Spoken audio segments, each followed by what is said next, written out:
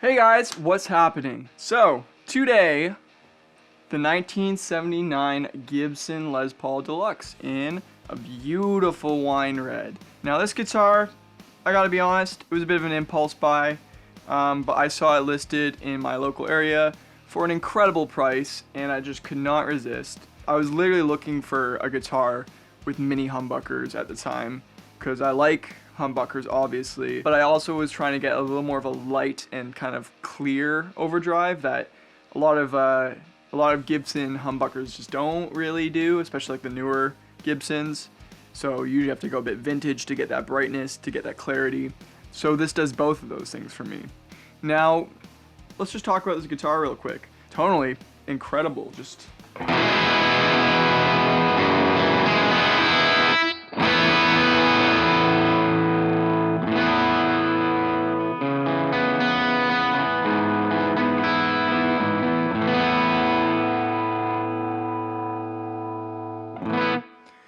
super clear, super articulate, and I don't know, like I just haven't really found this kind of clarity on any Les Paul at this point. It just sounds amazing. I've been like pretty particular to my other Les Paul that I call beefcakes. Like I haven't actually beat that tone until today. Something about it just sounds really, like my other Les Paul just sounds really, really good, and I've shot it out against other Les Pauls I've tried, and it's always been my favorite, even with like stock pickups, whatever. Because the guitar itself has a lot of twang and clarity to it anyways, which is something I think you really need in a Les Paul. Like, if you could even just hear it unplugged and it just has a lot of twang to it, that's a really good thing, because it's going to help compensate for the kind of darker sounding pickups that a lot of Les Pauls have. So this does that and more, because it's got the mini humbuckers, which are a little more, they have a bit more cut to them, a little more sharper top end, if you know what I mean. Like,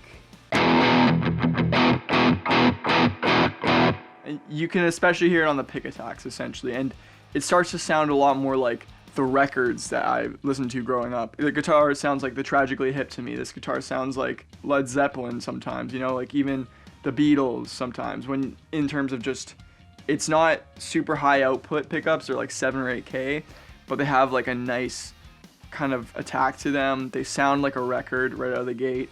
And that's just something that I think we miss a lot of times with like all these new guitars, these modern guitars. You spend so much time dialing in these precise tones and trying to get it right, when really like sometimes you just pick up like a nice vintage guitar like this, or like an SG 335, and it just sounds like the record, right? And you plug it in, you play. Like, this is literally just me going straight into a Vox AC15.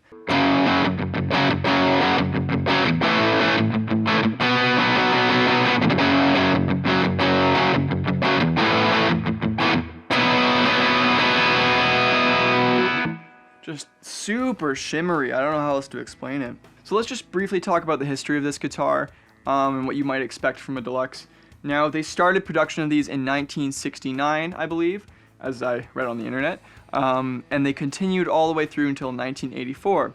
Now, what people would usually do is, a lot of people didn't like these mini humbucker pickups, so they'd actually route them out for a full humbucker. And funny story, I think it was maybe a year and a half, 2 years ago, I almost bought a different 70s Les Paul Deluxe. It was a gold top with a pancake body, but it was far from original. Like, it had been routed for humbuckers, and they didn't do a very good job. But it was only like $1,000 Canadian, and I actually still regret that I slept on that, because even though it was far from original, like not original pickups, because the original pickups were probably valuable and whatnot, and not original tuners, etc. But still, like pretty much the shell of a 70s Les Paul Deluxe with a route for 1,000 Canadians, pretty good. Like, I should have taken that deal, and I regret that I didn't.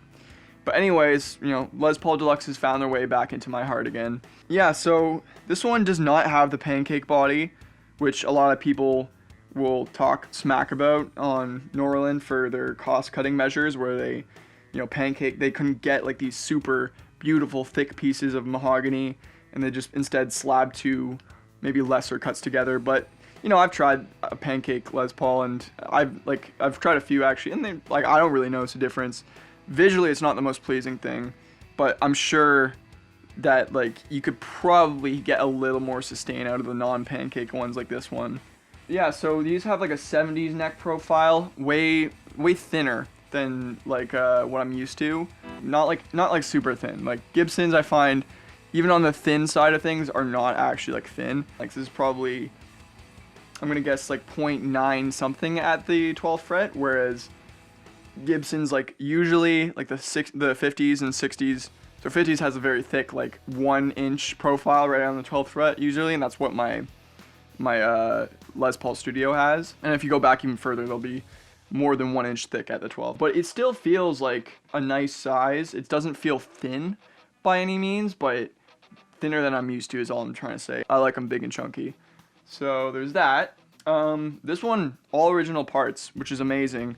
Nothing's been messed around with, and it literally sat in its case for 20 years, apparently. So I bought this guitar from the original owner, and so the story is that it just sat in its case for 20 years. The original owner bought this guitar in probably like, 79, 1980, and I think he played it in a punk rock band or something, because it's a little scratched over here from doing this, but it's super minor.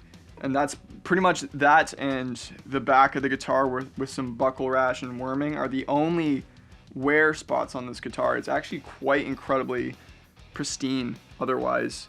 Not too many like chips or dings. Like the largest ding we have is like right on the corner here, and everything else is pretty much just surface or just tiny chips.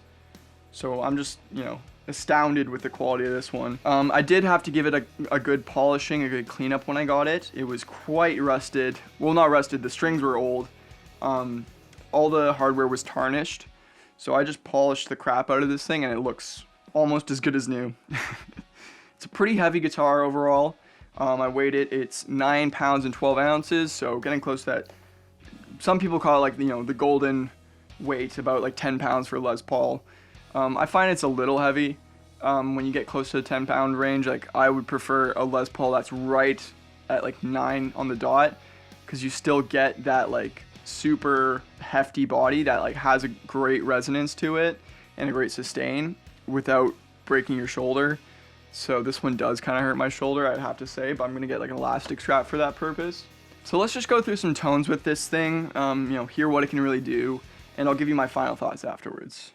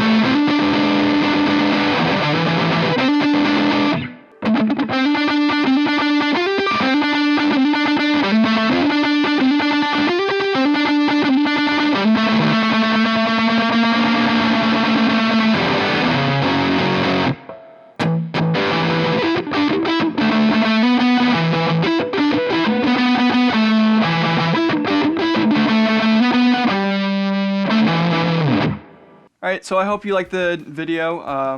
Let me know your thoughts on this guitar. I definitely recommend buying one, although prices can fluctuate quite a bit on these guitars. But you can find these guys floating around for, say, between 2,800 Canadian to all the way up to like 4,000, 4,500 Canadian, depending on the condition. And like that's quite a big range to fluctuate for a guitar, in my opinion, which means there is a bit of speculation on the actual value of these guitars. But honestly, like somewhere around $3,000 is probably good. $3,000, $3 and a bit. And once again, depending on the condition, because this one is near immaculate. I have yet to see another wine red Les Paul Deluxe on the reverb market or even in my local area that's in this good of a condition. So this would definitely be on the higher end of that spectrum in terms of price. But if you can find one where the frets are still intact, I just say that's probably the biggest thing for me. 'Cause I don't personally mind guitars that have been dinged up and scratched. It actually inclines me more to play them, because I get really afraid that I'm going to scratch this one up and hurt the value. If you can find one where the frets are still good, that they're not like divoted, because they're already like fretless wonders, you don't want to have to level the frets even further and grind them down, because then you're going to have a guitar with literally like no frets, or you're going to have to refret it, which will mess up the binding and the fret nibs on these ones. I mean, if I really wanted to keep this thing, maybe in a few years I would refret it, but that will hurt the value of the guitar because you can't really redo the fret nibs on this with the binding. Yeah, so hopefully you'll see this guitar in more videos. It's been really fun having this around for the last week that I've had it. Just been wanting to play it every single day. And all my other guitars are getting neglected right now. So thanks, I've been Simon. Thanks for watching. Peace.